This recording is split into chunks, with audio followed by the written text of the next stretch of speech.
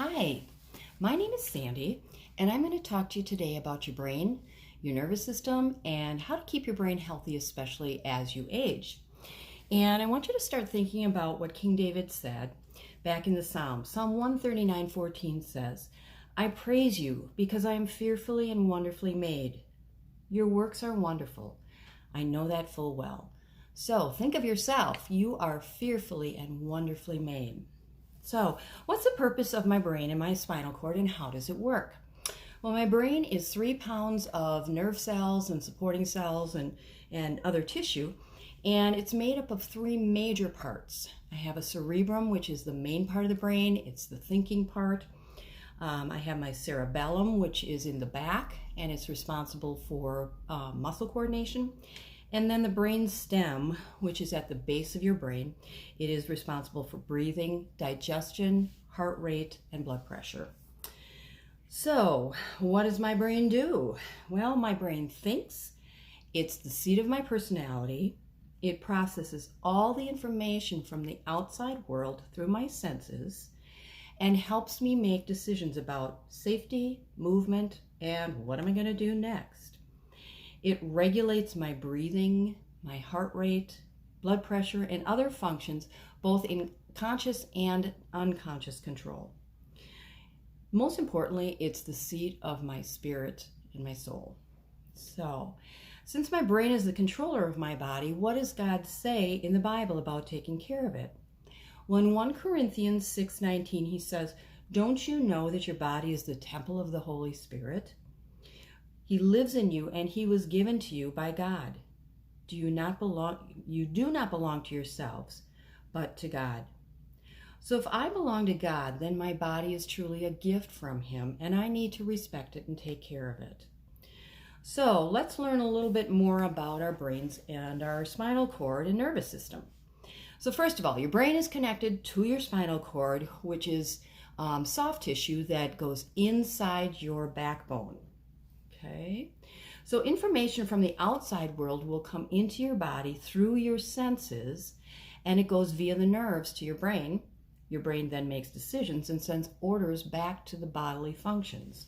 So for example, if you touch a hot stove, the touch receptors in your skin will say that your skin is burning, and your brain sends information to the muscles so that you quickly remove your hand. Some of this information is processed by your brain, and you don't need to even think about it. So for example, if you're running, your muscles need more oxygen, so your heart starts to pump faster. Your lungs start to need more, so you breathe faster. The central nervous system is made up of just your brain and your spinal cord and all of those nerves. Then you also have the peripheral nervous system, which is all the nerves that go out to your body and then back, send information back to your spinal cord and brain. The main part of this is called a neuron. Each individual nerve cell called a neuron. And information is sent back and forth between neurons, going electrically down the neuron, and then between the spaces there are some chemicals called neurotransmitters. And the neurons will send information back and forth both electrically and then chemically between each of themselves. So how soon are we developing our nervous system? Our brain and spinal cord and some of our major organs are already starting to develop by week 3 to 4 in utero. So it's really important for moms that are pregnant to take care of their own bodies so that their babies will develop a healthy brain. It is found that moms' prenatal habits will impact brain development. Micronutrients, especially iron, but also zinc, iodine, and copper, are developing that baby's personality, their temperament, and their IQ already at 3 to 5 weeks. The womb will stockpile iron so that that baby has all the iron it needs for its first months. But if a mom smokes or has high blood pressure, poor diet, or diabetes, the iron won't stockpile in the womb, and those babies are found to have less memory capacity. Now, in breast milk for babies, which are the first foods, obviously, I just find this so fascinating. They have found that if a mother is nursing a sick child, her breast milk will actually increase the number of antibodies that it sends into that baby. So this is such a fascinating biological conversation between the mom's body and the baby. And mom doesn't even have to know that that baby is getting sick. Her breast milk just changes. Another thing to think about as a mom is to avoid fast food. Research shows that fast food lacks iron. And the more fast food that a child eats, the worse its scores are in both math and science. So stay away from McDonald's, please. WebMD says that eggs, greens, fish, nuts, and seeds, oatmeal, Greek yogurt, apples, and plums are excellent for young children. And here's an easy way to think about this. The higher the color in the food, the more nutritious and the better it is going to be for that baby. So I'm not talking about M&Ms. I'm talking about things like blueberries, raspberries, peaches, peppers, anything with a high amount of color. Okay. Always wash the skins of your fruits and veggies and avoid sugared oatmeal. So read your labels. Buy organic if you are able to. And another interesting thing is that if you add cinnamon to a lot of the foods that you eat, that will not only help with flavoring, but it also kind of normalizes blood sugar levels and it decreases insulin resistance. In one study, they did adults who had taken 1 to 6 grams per day of cinnamon actually dropped their cholesterol by 18% and their blood sugar by 24%.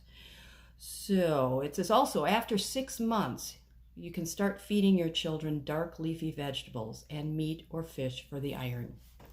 Now, another good thing for your children's brains are to talk to them and read to your children. Use hardcover books, not videos.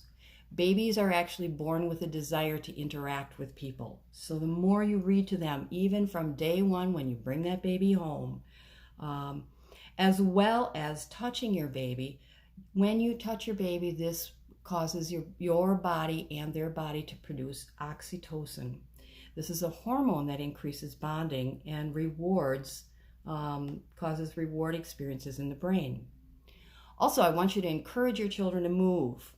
Children are designed to move, not to sit in front of the TV, not to sit in front of a video game. Children's brains will develop through movement and interaction with their environment. Speech is actually a fine motor activity of the mouth, and children understand speech before they develop the ability to speak because they have to first develop that motor control to be able to speak. Think about play for young children as work. Play is unstructured playtime. Okay? Tummy time for infants helps develop their initial gross motor skills, and these are all brain functions. Also, please try to get your kids outside as much as possible. Our nervous systems were designed to work and interact with nature. Textures of sand, grass, etc., the wind, the rain, the snow, all of this is designed to help your brain mature and also integrate some of the sensations. Please limit screen time for your children. There's something called visual hygiene, where if you are looking at something very closely, your eyes are going to start to become more nearsighted. So for every 20 minutes of looking at something close up, you or your children should look off in the distance for 20 seconds, at least 20 feet away. It's the 20-20-20 rule. 20 minutes of close up, 20 seconds of looking far off in the distance, 20 feet away. Early to bed, early to rise makes a man healthy, wealthy, and wise. So in general, babies need about 16 hours of sleep. Okay? We all have a 24-hour cycle called the circadian rhythm. And this is regulated by our hypothalamus, which is our master clock inside our brains. But the babies are not regulated yet by the hypothalamus until they get to be about 3 or 4 months of age. So please let your babies get as much sleep as they possibly can. but know that they're going to wake frequently because of their wake-sleep cycles needing a long-term connection. And that the complete connection actually takes about 1 year into development. Another thing that you should do is provide as many varying experiences for your child as possible. All of these things will change the actual structure of their brains. Research has found that babies born into families with dogs or cats develop actually a stronger immune system, and they are less likely to develop asthma, allergies, or obesity. And they also found that children raised in rural environments have better immune systems, are better able to handle stress, and have a lower risk of developing mental health issues in life. They are exposed to microbes in their environment, and their immune systems learn to develop immunities to these. So, balance brain protection with allowing experiences. Use helmets for your kids for bikes, any contact sports, skateboarding, roller skating, horseback riding. Do not let your children do these things without a helmet on. Protect their brain. Always make sure that there are gates across stairways, because infants falling downstairs are often a cause of early concussions and early brain injuries. So let's talk about just a few things. What do you do when things go wrong? Okay. What about the traumatized brain? So divorce, blended families, abuse, abandonment, adoption, marital stress, mental illness, all of these things, physical trauma, chronic stress, these are all things that traumatize our brain. And people who have been traumatized generally don't behave very well. It's not just that it's bad behavior, but loss, trauma, and pain will actually change brain structure and how the brain functions. When people experience trauma, this changes the brain's alarm system. We have stress hormones, and these increase, and the system that filters out what's important and what's not important begins to fail on us. The brain becomes hypervigilant, so it's always looking for what's going to happen and sees everything as a threat. So what do we do for these people? First of all, you want to create some emotional safety. So look beyond their emotions and their behaviors and don't take it personally. You say, I see how hard this is for you. Is there anything that I can do to help you with this? Commit to inclusivity and prioritize connections with people. Relationships are so critical, and they help reduce stress.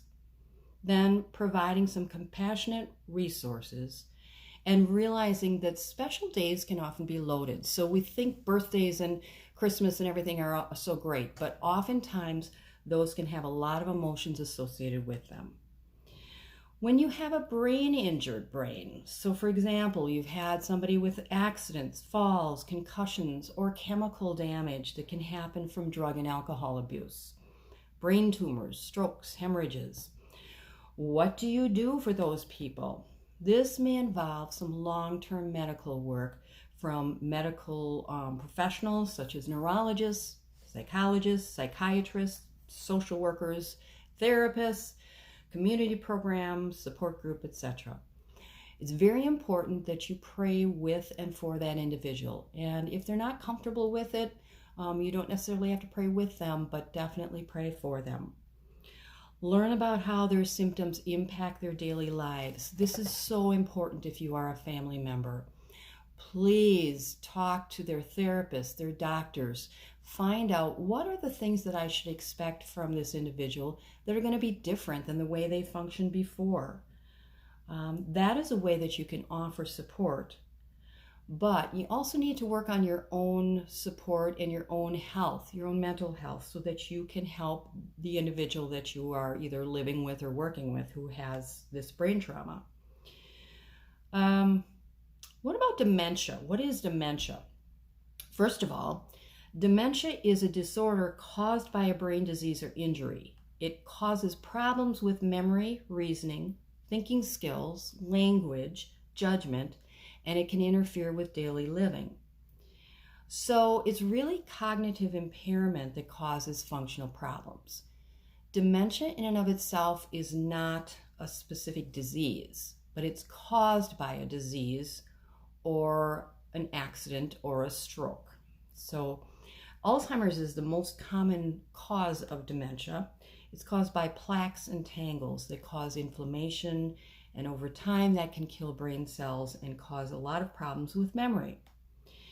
Now, Alzheimer's is the most common cause of dementia, but also the sixth leading cause of death in the U.S.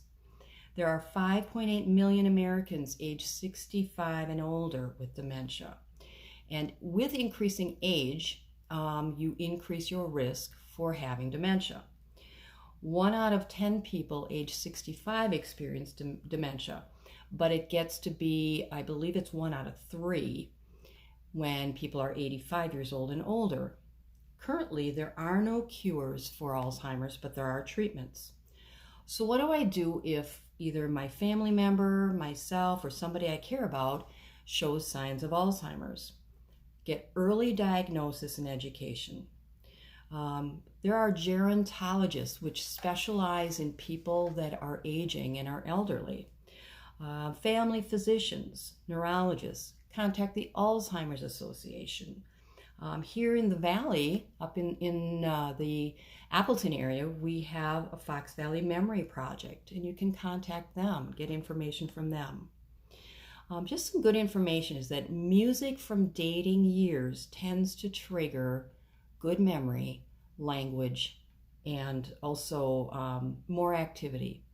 So pull out some of those old dating year records, or just listen to music from the dating years for that individual. Another thing that's important is to learn to enter that person's world instead of expecting them to enter yours, because that individual, as their dementia increases, is unable to enter your world. So you may have them repeating things over and over and over, and you just want to go, I just told you, but they don't remember. The kind of blessing about working with people with dementia is that they can teach you to learn to live right in that moment. Okay, what do I do about my brain to hopefully keep it as healthy as possible as I'm aging? There are 3 things. First of all, eating healthy. Eating healthy is the most important thing in addition to exercise. Okay, so those 2 things. What does eating healthy mean? First of all, you have to stay hydrated. As we age, we lose our awareness of when we are starting to get a little dehydrated. So elderly people often need to be encouraged to drink more water.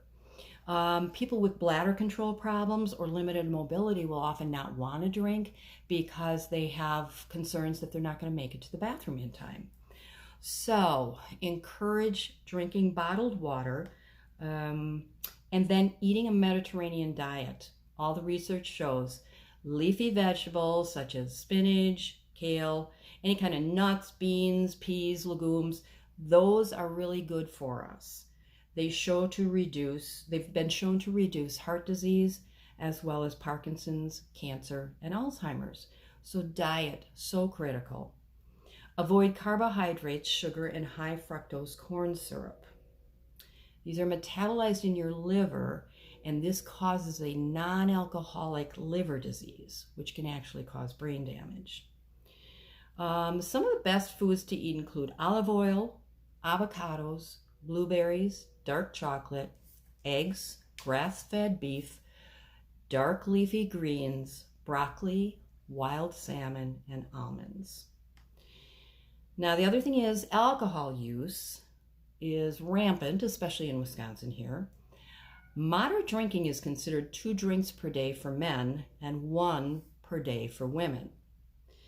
Alcohol is metabolized also in your liver, so chronic or overuse of alcohol causes a fatty liver. Your liver gets rid of toxins in your body. So if your liver isn't working and you have toxins floating throughout your body, your brain can also have a lot of brain damage. Women absorb alcohol faster than men. So for women, that's why their maximum use of alcohol is considered 1 per day. Be aware of drug interactions that also will decrease absorption of vitamins and other nutrients. Things like your antacids, pain relievers, blood pressure reducing drugs, cholesterol lowering drugs. Many of our medications can actually cause problems with digestion, and so this can impact your brain. Now, also, the most important thing in addition to diet is exercising daily.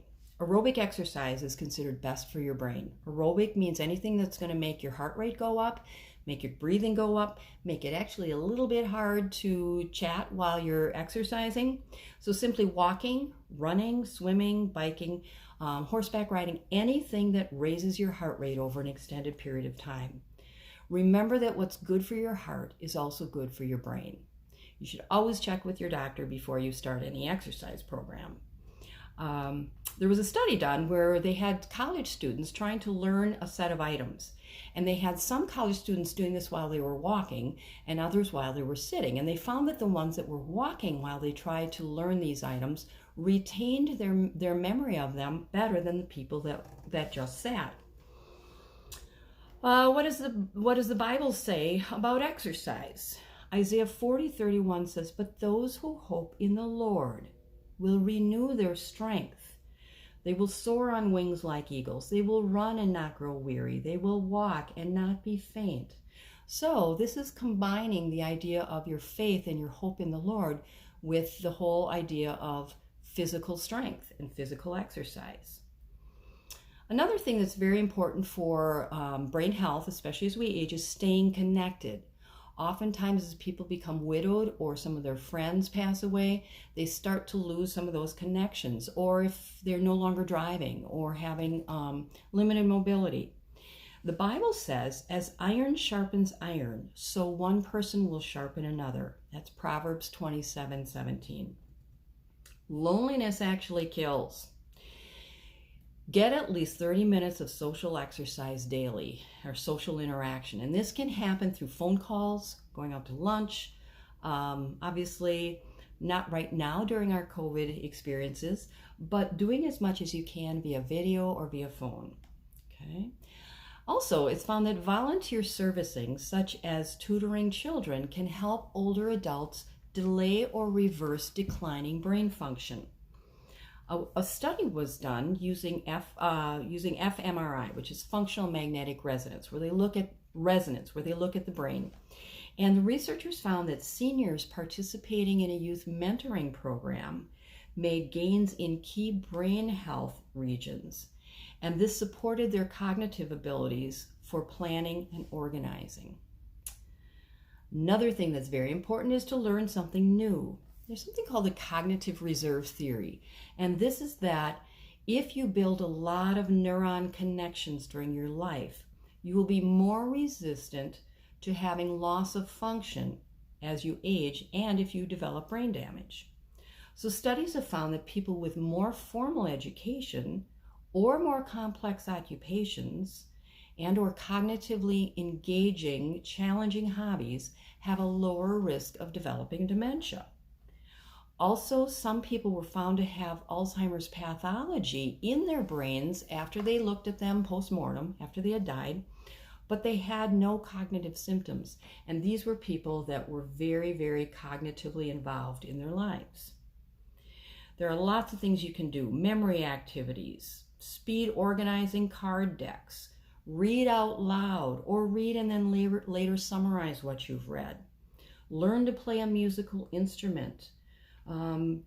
Put together puzzles, do games, learn a new language, or join a book club or a club at church or a group activity at church. Also, balance stress. If you are under chronic stress, you're going to have a lot of problems with your cortisol, which is a stress hormone, being constantly released. So how can you do this? You get outside in the daylight, listen to relaxing music. Exercise is one of the best things for stress relief. And then consider your faith. It says, "The Lord is close to the brokenhearted and saves those who are crushed in spirit." Psalm 34:18. Also, you want to find joy in your life. Rejoice in the Lord always. I will say it again, rejoice, is Philippians 4:4. In the English Standard Version of the Bible, the words rejoice and joyful appear 430 times compared with happy or happiness, which only appear 10 times. Consider this: joy is lasting, and it satisfies the heart in a unique and marvelous way. Joy is characteristic of God's people and is found in His presence. So, think and read about sources that will set your mind right. So, what they say in the Bible is, do not be anxious about anything, but in every situation, by prayer and petition, with thanksgiving, present your requests to God, and the peace of God, which transcends all understanding, will guard your hearts and your minds in Christ Jesus. Finally, brothers and sisters, whatsoever is true, noble, right, pure, lovely, admirable, if anything is excellent or praiseworthy, think about such things. Whatever you have learned or received or heard from me or seen in me, put it into practice, and the God of peace will be with you. Philippians 4:6-9. Did you know that smiling releases serotonin and dopamine? And these are neurochemicals that increase your happiness. Small pleasures are something that we tend to not even think about. Watching the birds, enjoying nature. Sleep, and get some good sleep. Sleep is the time when our brains tackle our immense problems, and sleep is also the time when we take our short-term memories from the day and the brain decides what it's going to put into long-term memory. So, how do I get good sleep? Wake up at the same time each day. Make a nighttime routine. Use tea for nighttime. Do not fall asleep with the TV or screens on. Heavily darken your room using shades. And check if you have sleep apnea, if you are a heavy snorer. Talk to your doctor. Okay? Journal if you have a lot on your mind, because this will help you release that information so that you don't worry about it and you can sleep easier. Slow breathing in the nose and out the mouth, prolonged exhalation through pursed lips is another way to help you relax. Spend time in nature, because studies have shown that this improves your blood pressure and also helps relieve stress. Prevent brain injury or re-injury by avoiding accidents such as falls. Okay? And finally, live and walk in faith. Abundant life is not necessarily health and wealth, but it is living in continual dependence on me, says Sarah Young in her book, Jesus Calling. Romans 12:2 says, do not conform any longer to the pattern of this world, but be transformed by the renewing of your mind. Then you will be able to test and approve what God's will is, His good, pleasing, and perfect will. The most precious gift God has given you, in addition to your brain and your body, but as a Christian, is this: it is Christ in you, the hope of glory. This is not a temporary gift, but a permanent gift that will stay with you through your entire walk on this earth. So remember, according to Colossians 3:12, that you are God's chosen, holy, and dearly loved people. So now have a blessed day and take care of your brain and your body. Thank you.